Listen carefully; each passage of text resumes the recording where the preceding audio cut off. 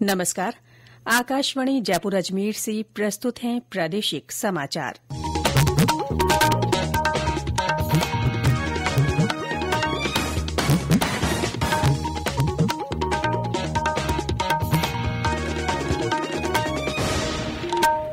मुख्य समाचार। प्रधानमंत्री नरेंद्र मोदी आज सुबह 11 बजे आकाशवाणी के मन की बात कार्यक्रम में अपने विचार साझा करेंगे। प्रदेश में विधानसभा उपचुनाव परिणाम को मुख्यमंत्री भजनलाल शर्मा ने भाजपा कार्यकर्ताओं की जीत बताया। प्रदेश कांग्रेस अध्यक्ष गोविंद सिंह डोटासरा ने कहा, पार्टी को जनादेश स्वीकार है। केंद्र सरकार ने कल से शुरू होने वाले संसद के शीतकालीन सत्र से पहले आज सर्वदलीय बैठक बुलाई है। और सिखों के 9वें गुरु श्री गुरु तेग बहादुर का शहीदी दिवस आज मनाया जा रहा है।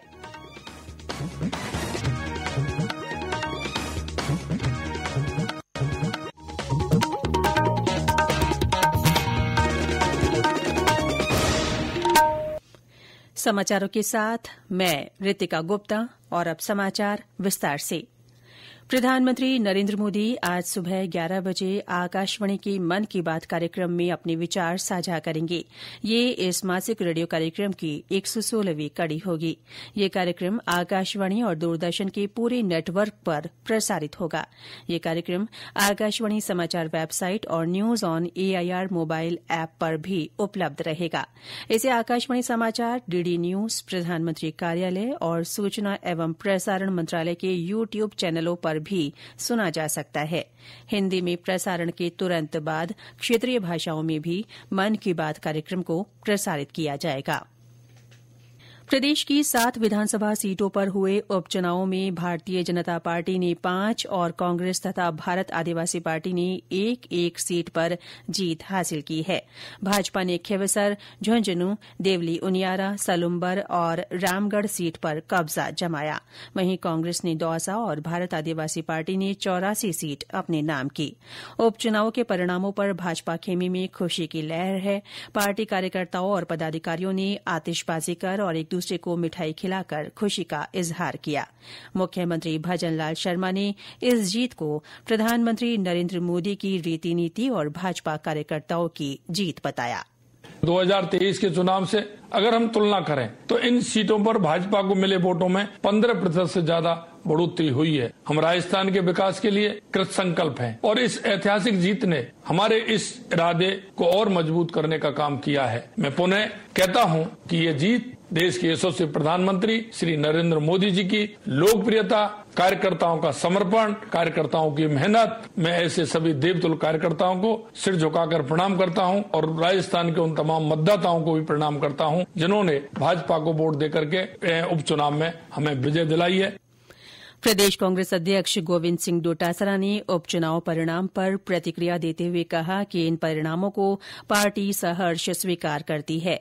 मीडिया से बातचीत में श्री डोटासरा ने कहा कि उन्हें विश्वास है कि आने वाले समय में पार्टी को कामयाबी जरूर मिलेगी।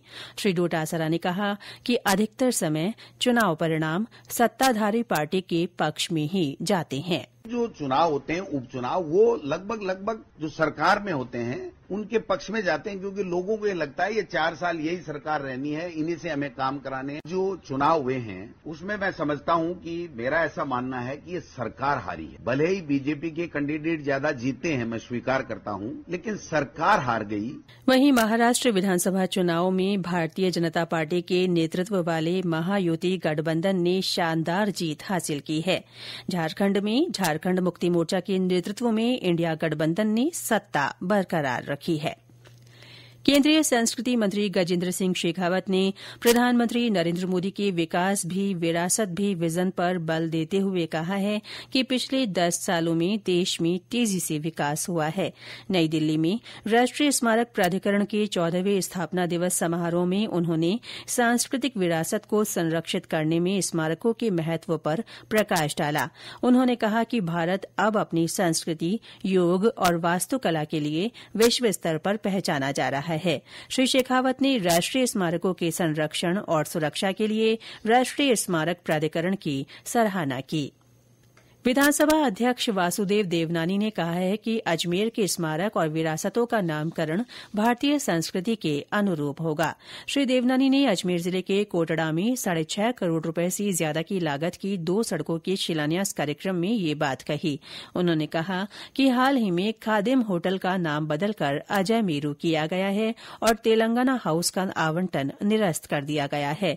उन्होंने बताया कि आगामी दिनों में फायर सागर का नाम बदलकर वरुण सागर और किंग एडवर्ड मेमोरियल का नाम बदलकर महर्षि दयानंद मेमोरियल किया जाएगा। ये समाचार आकाशवाणी जयपुर अजमेर से प्रसारित किए जा रहे हैं।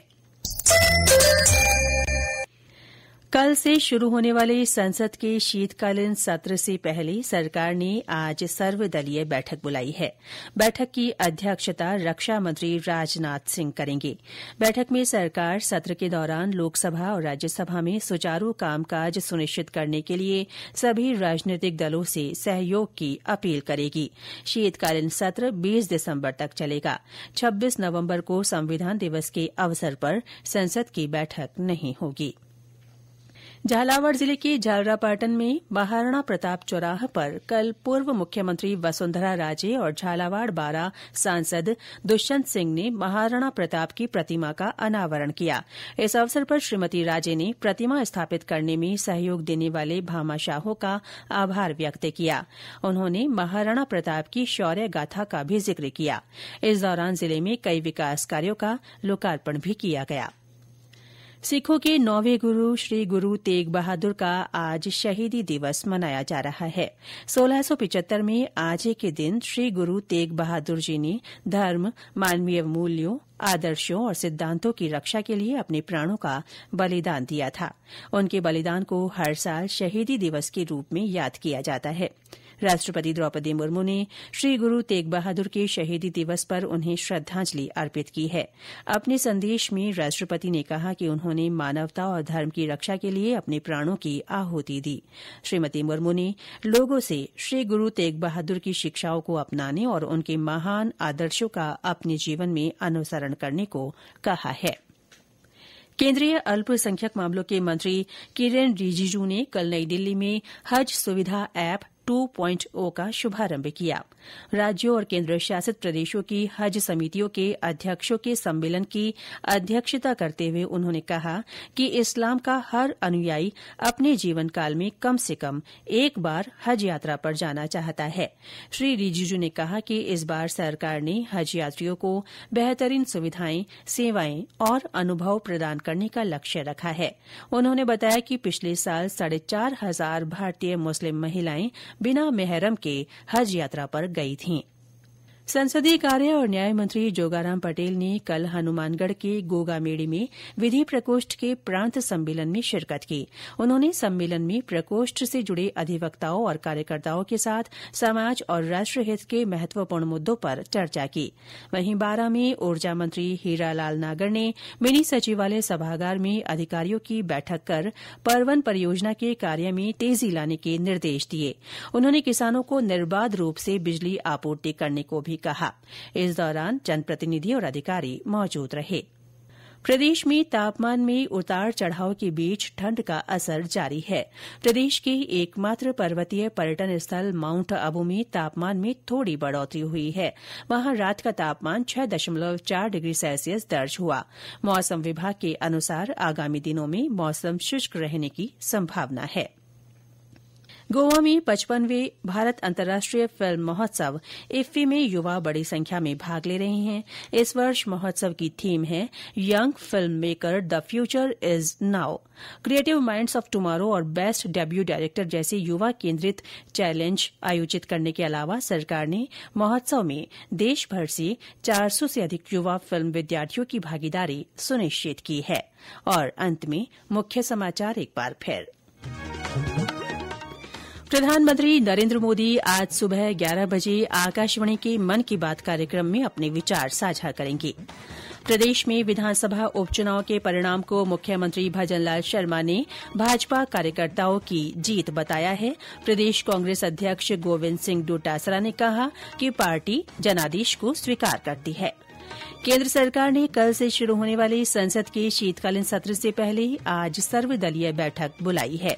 और सिखों के 9वें गुरु श्री गुरु तेग बहादुर का शहीदी दिवस आज मनाया जा रहा है। इसके साथ ही प्रादेशिक समाचार बुलेटिन समाप्त हुआ। नमस्कार।